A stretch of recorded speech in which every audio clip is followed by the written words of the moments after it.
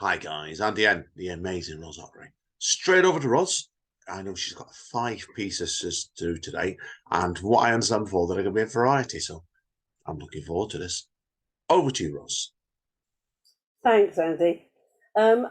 These poems they're randomly picked, but they're trying to show the sort of depth in some ways that I think, and also some of the lightness, because it's both, isn't it, with poetry.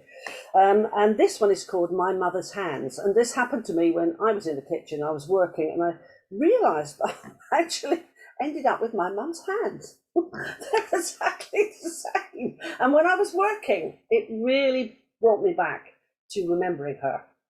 So this is My Mother's Hands. It was written in 1999. Yesterday, I saw my mother's hands outstretched before me, moving softly. Watch the fingers deftly working, hand over hand, backwards, forwards. A voice said, "The cycle is nearly complete." And I understood.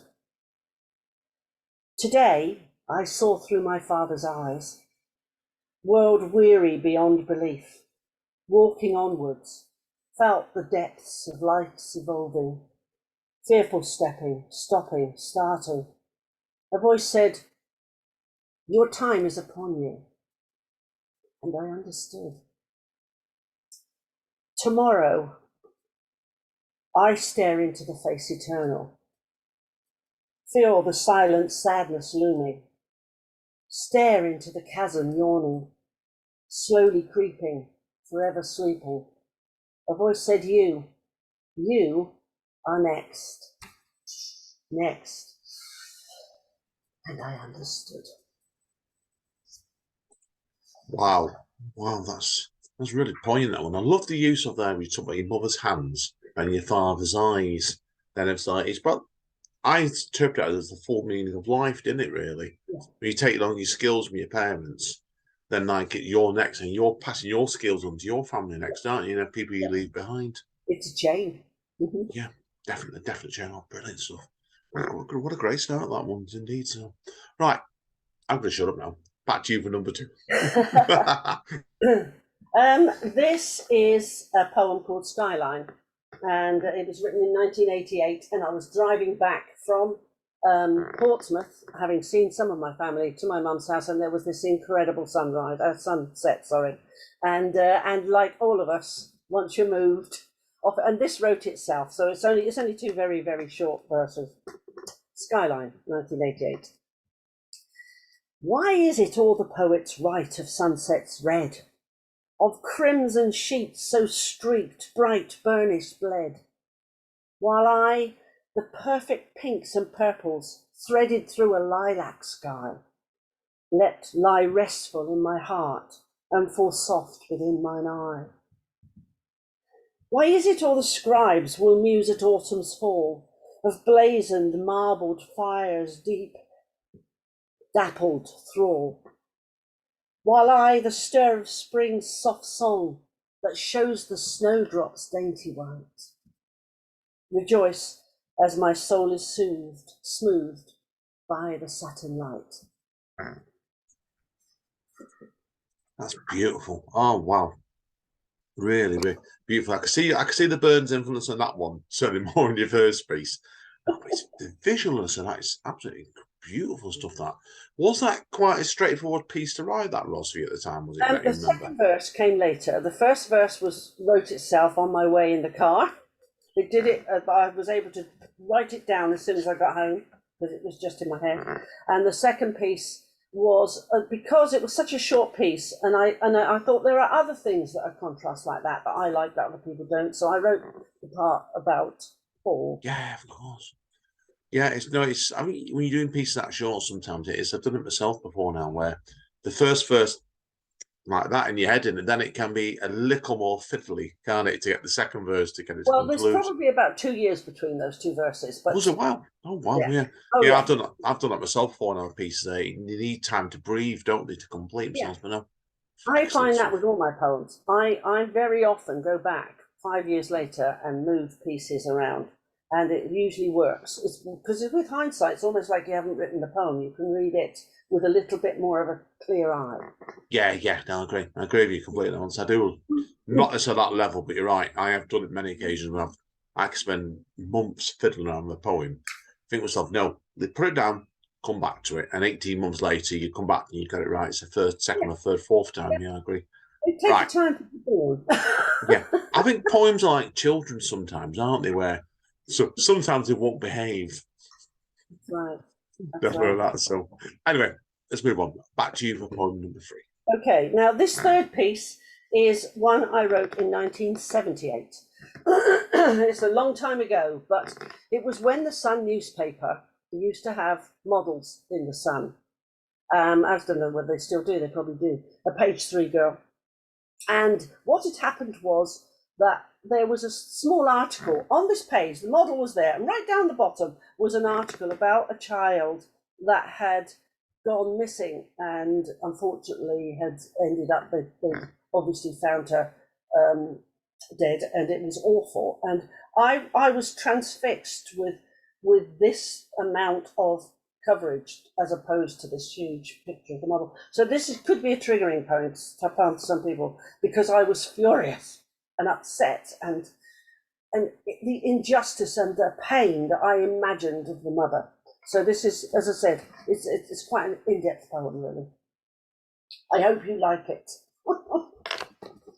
It's called Naked. Like vultures waiting, naked in their eagerness, poised to swoop when they feel the time is right to witness. How did it happen? How did it happen? In disjointed chorus they call. Where was she found? Tell us more. And we, the public, wait too, as deadly as any. She was my daughter. Low and lifeless the voice, as if called back from an abyss yawning pain.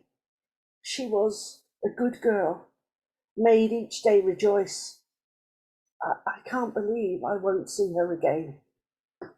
Oh, tell us more. Their lips are wet and hushed in anticipation. And their waiting is rewarded, though where the words are found, I knew when she did not return, thick in the throat the sound. She knew, and a million readers gorge on those words with ravenous eyes. Is that pity, sadness, a need to know, or more like sugar attracting flies,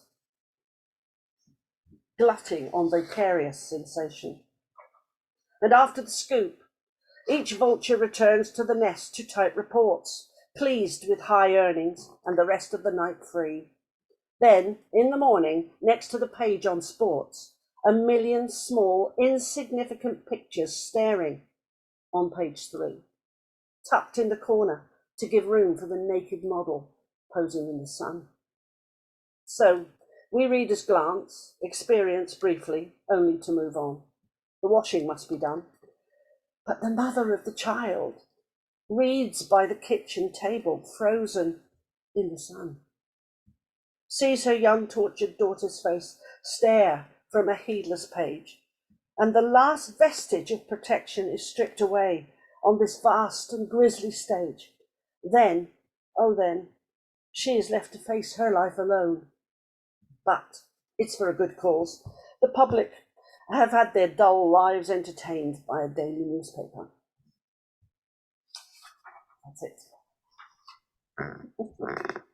It's interesting, that piece, Roz, because obviously you said before it wrote in 1978, but it dates really well, that piece.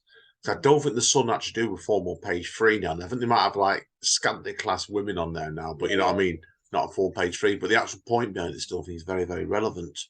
I think it's really, really good piece. It's part of society that they sometimes mix entertainment with things that are more important and serious. And it's I think what a shame that they can't make those that different. But It is part of what we are. I was just angry when I wrote that poem.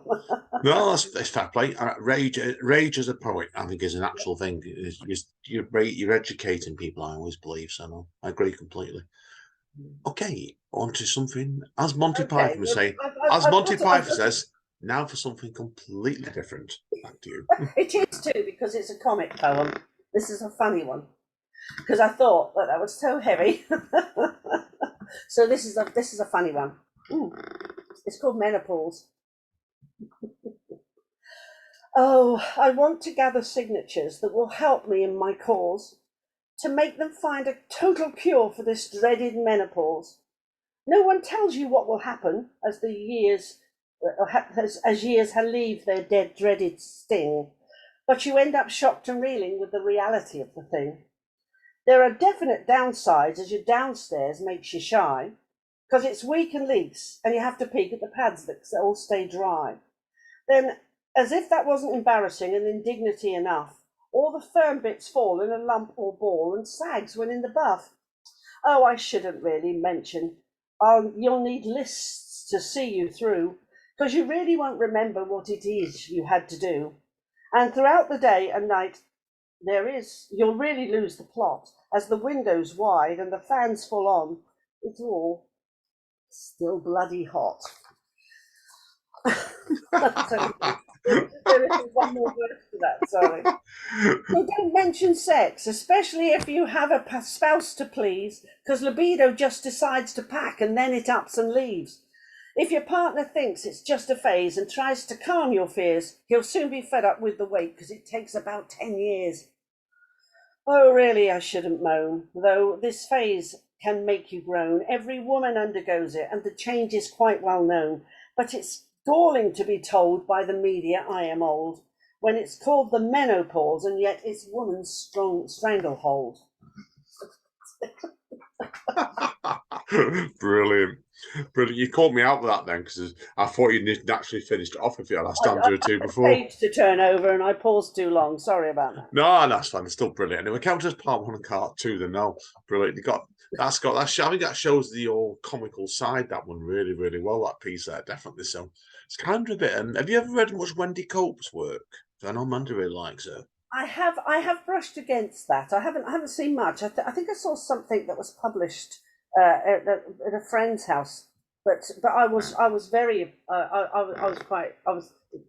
was quite appealing, certainly.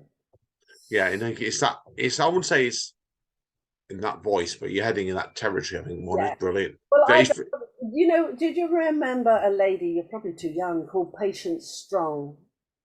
It's not a name I've heard of. Strong was very, very big in the 60s. She used to do sort of that type of poetry that wags a finger, Never let the day darken on anger or distress. Never let the sun go down upon unhappiness. Yeah. I can see it now. I'm reading up on it as we chatted. Live interactions. Yeah, a bit before my time here, definitely. But no, yeah, I can see that as well. So, so I've had in my life, I've been through phases where I've written poetry like that as well. So. Oh yeah, no, fair play to you. If you're going to do something, stick to what suits your strengths as a writer, and that is very you, that piece immediately. So, right, that was the fourth piece, and we're right there, is it? Yes. We're on to, as I go always a spoken label now, the big finale. So back to you for the big finale, Roz. Okay. The reason I've chosen this poem, and it's again a little sad, but I've chosen it because it's relevant to the area. This was about the Bradford football fireground in 1985, and I was watching the telly when that happened, and it was quite shocking, as many other things have been since. But this is a poem about that, and it's always been a bit of a favourite of mine. This is one of my babies, so I hope you like this one. It is sad, but we live with death. It is our sorrow, a promise for the next tomorrow. Waiting, unexpected guest marches in without request. We live with knowledge of life's passing, understand nothing is lasting. When least wish to end our prime, there rides our destiny in time. We live with ends as each thing passes, and so move on to other pastures. Time enough, peruse what's gone. Which card had whose number on? We live with loss, it is our brother, linked with tears, contrast with laughter. Is it comfort just to know where they have gone, we too will go? We live with this, it is our birthright, a gift of reason and of foresight. Without such knowledge deep within, where does life end and death begin? Whoa. Well, yeah, that really poignant. I had to well remember that Bradford tragedy. And it probably haunted me more than the Hillsborough one really did, which came wasn't that much round about the same time. Yeah, it was awful scenes. That was. It was like, yeah, it was really, really bad, and it was horrid to watch it because you saw it unfolding as you watched the TV. yeah, I think that and both those things like that, I think showed you because of the way TV cameras weren't used to reporting news that level like that. Obviously, we had High School come up a couple of years later, but the Bradford one always sticks in my head more. It does, because it's just dreadful. Yes. But a beautiful way of wrapping up today, that Roz. So I want to thank you today.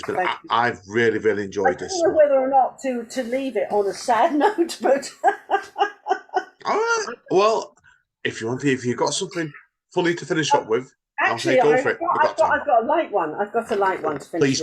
Please do. Then everyone notice I said 5 and Ross said 5. We lied, so it's over to you for piece number 6. Yeah, go for it, Ross. I would love another one. Hang on a second. Here, oh, I thought I had it in front of me, Andy. Hang on. I don't know where it's gone. Ah, there it is. Okay. It's called No Assumptions. The stream that once meandered past the meadows drenched in moss has become a raging torrent that's impossible to cross. Where the stones, once made for stepping, were quite dry and firm to grip, now the flow of water rages, and to step would be to slip. Strange how easily it changes. The familiar turns around. Unaware that things are different, you expect familiar ground. Though it's easy to imagine the next hill hides nothing strange. It's not wise to make assumptions. Things inevitably change.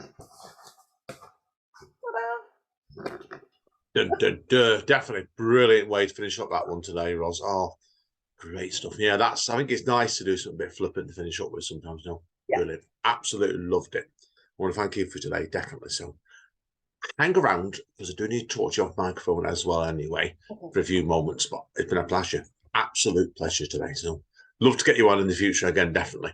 Hopefully with a book. I've thoroughly enjoyed it. It's been lovely to be able to air some of those without somebody saying it needs to be this type of poem. So it's just eclectic, really. Yeah, I think that sums you up as a person, really. You're very eclectic, and I think that's why I like you as a writer in ways, because you don't know what you're going to get off you from piece to piece, and that's always good sometimes. Some writers can be a bit 2D or 3D. You're not, and it sums you up as a person. So anyway, all right, guys and girls, that's it. The spoken label for another day today. As Don Callis over at AEW Wrestling says, stay safe and most importantly, stay over. And we will see you all next time.